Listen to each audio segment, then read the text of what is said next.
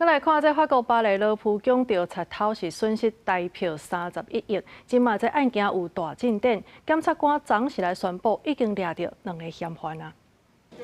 西罗浮宫的游客有一寡已经听讲，进前来遮偷摕贼仔已经抓到人。相信报道这个消息的法国巴黎人报是对消息人士遐知。Oui, c'est important pour le patrimoine, c'est quand même voilà. Après une semaine après, ça fait tard quand même. On se demande quand même voilà comment ça peut arriver.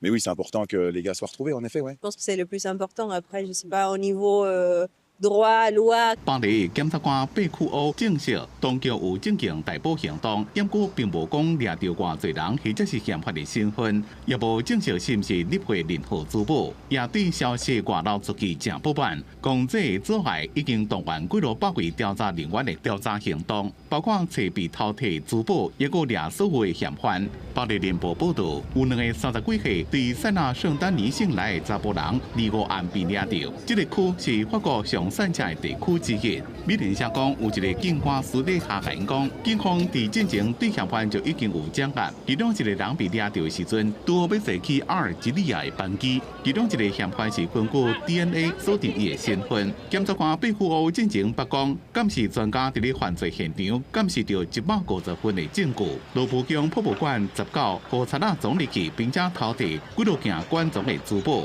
财产损失估计有8800万欧元。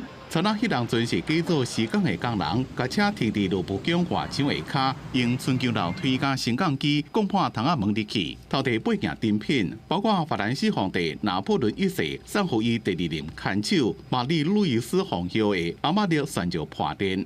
公司新闻黄文玲编写。